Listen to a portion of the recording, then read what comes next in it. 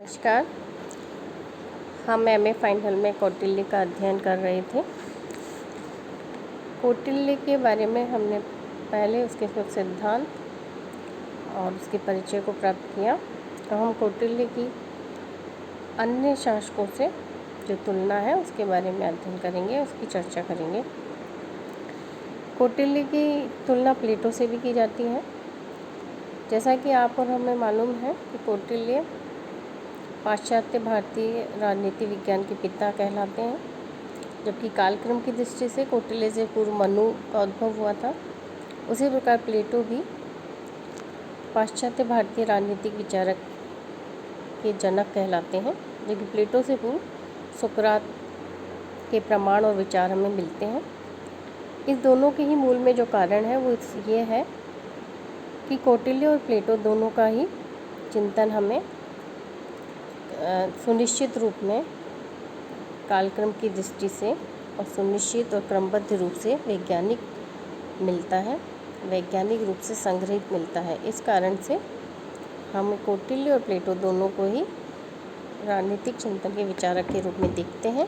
कौटिल्य भारतीय राजनीतिक चिंतन के पिता और प्लेटो पाश्चात्य राजनीतिक चिंतन के पिता, जबकि कालक्रम की दृष्टि से कौटिल्य से पूर्व मनु हुए और उधर प्लेटो से पूर्व हमें सुकरात के विचार देखने को मिलते हैं। प्लेटो प्राचीन यूनान का सबसे महान दार्शनिक हुआ है और कौटिल्य भारत का सबसे प्रमुख राजशास्त्री। दोनों के दृष्टिकोण में भिन्नता होते हुए भी कुछ समानताएं देखी जा सकती है। दोनों ने राज्यों को एक सावयव संगठन माना है। दोनों वर्गीय व्यवस्था के समर्थक हैं। शासक से संबंधित धारणा में भी प्लेटो के आदर्श राज्य का शासक दार्शनिक राजा है जिसे पूर्ण अधिकार प्राप्त है। कौटिल्य ने भी राजर्षि जैसे शासक की कल्पना की है, किंतु समानताओं की तुलना में दोनों विचारकों के भेद अधिक हैं और आधारभूत भी हैं। प्रथम यदि हम देखें तो प्लेटो का दृष्टिकोण आदर्शवादी है, कौटिल्य जबकि नितार्थ यथार्थवादी है।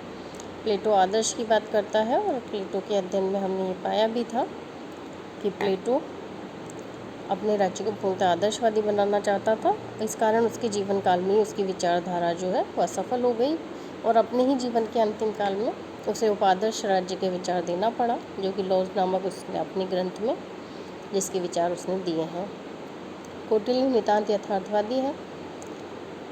प्लेटो ने रिपब्लिक में एक आदर्श राज्य का चित्रण किया, जबकि कौटिल्य ने अर्थशास्त्र में यथार्थवादी राज्य के विषय में लिखा है। कौटिल्य का राजा आपने देखा कि अत्यंत शक्तिशाली है और वो प्रजा का हित भी करता है, लेकिन अपनी सत्ता को भी बरकरार रखता है। प्लेटो ने स्त्रियों को सार्वजनिक जीवन में पुरुषों के समान ही भाग लेने का अधिकारी माना है, किंतु कौटिल्य ने शासन प्रणाली में स्त्रियों को महत्वपूर्ण स्थान प्रदान नहीं किया है। प्लेटो ने शासक और सैनिक वर्ग के लिए साम्यवादी व्यवस्था का प्रतिपादन किया है, जबकि अर्थशास्त्र में ऐसी व्यवस्था का अभाव है। वहाँ शासन व सैनिक वर्ग जैसी कोई व्यवस्था नहीं है। प्लेटो ने दार्शनिक राजा के लिए मंत्रियों की आवश्यकता नहीं समझी, जबकि कौटिल्य ने मंत्री परिषद को राजकार्य के लिए नितांत आवश्यक माना है और बताया है कि राजा को मंत्री परिषद की सलाह के अनुसार ही कार्य करना चाहिए और शासन के सफल संचालन हेतु एक मंत्री परिषद की आवश्यकता होती है। इसके अतिरिक्त प्लेटो ने कौटिल्य के समान परराष्ट्र संबंधों, सेना और गुप्तचर व्यवस्था पर भी कोई विचार व्यक्त नहीं किया है। इन सब में कौटिल्य प्लेटो की तुलना में निश्चित रूप से आगे है। और कौटिल्य का मंडल सिद्धांत यदि हम देखते हैं तो वो बड़ी ही वैज्ञानिक दृष्टि से उसकी व्याख्या की गई है और षाटगुण्य नीति में भी उसने बताया है कि किस प्रकार शत्रु के साथ अभियान, संधि, विग्रह आदि के माध्यम से संबंध रख सकते हैं। कौटिल्य की तुलना हम अरस्तु से भी करते हैं, तो हम देखते हैं कि प्लेटो के बाद अरस्तु पाश्चात्य राजनीतिक चिंतन में अध्ययन किया जाता है। अरस्तु जो कि प्लेटो के शिष्य थे, एक विचारक के रूप में कौटिल्य प्लेटो की अपेक्षा उसके शिष्य अरस्तु के अधिक समीप लगते हैं, क्योंकि कौटिल्य एक यथार्थवादी विचारक है और अरस्तु भी एक यथार्थवादी विचारक है। इन दोनों में कई समानताएं हमें देखने को मिलती है। दोनों ही विचारक लगभग समकालीन थे। दोनों सिकंदर महान की विश्व विजय के काल में जीवित थे।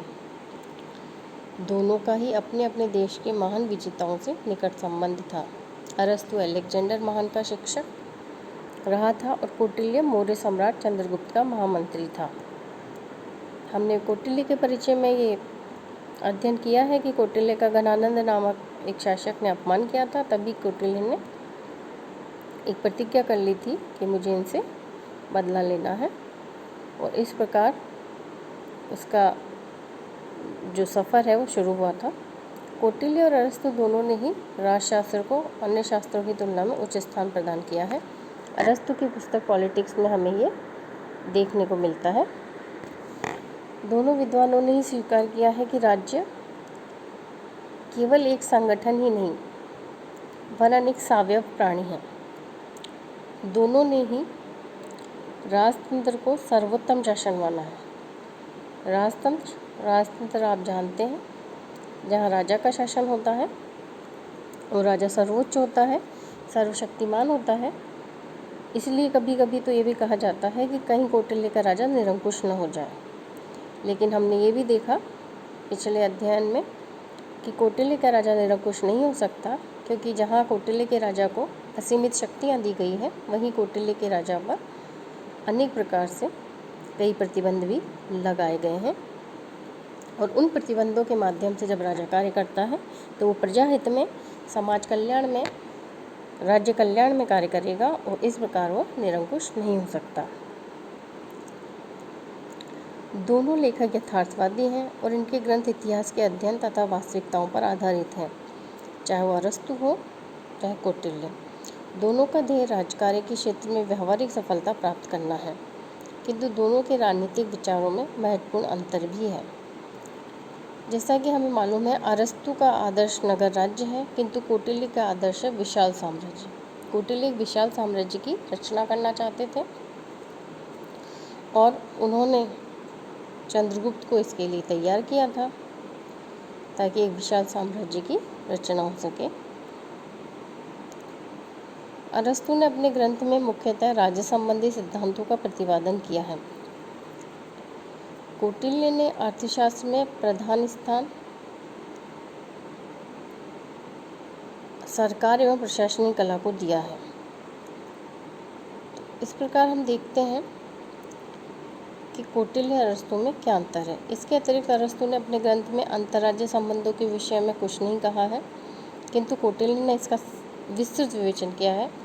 अंतर्राज्य संबंधों के बारे में मंडल सिद्धांत की भी उसने विस्तृत व्याख्या की है कि किस प्रकार पड़ोसी राज्य जो है शत्रु होता है और शत्रु का पड़ोसी राज्य हमारा मित्र होता है। इस प्रकार उसने विस्तृत राज्य की है जिसमें 12 राज्यों का मंडल सिद्धांत दिया है। साथ ही में कौटिल्य की तुलना मेकियावली से भी की जाती है। कौटिल्य को भारत का मेकियावली भी कहा जाता है।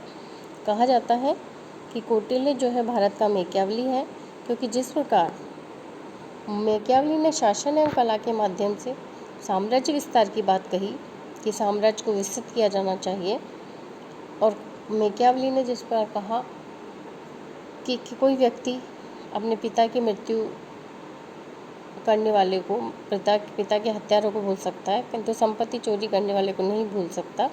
साथ ही शासक में एक शेर जैसा साहस और लोमड़ी जैसी चालाकी होनी चाहिए। तो कौटिल्य भी इन बातों को रखता है कि राजा साहसी होना चाहिए, राजा में ऐसे गुण, ऐसी कूटनीति होनी चाहिए ताकि वो अपने शत्रुओं का नाश कर सके।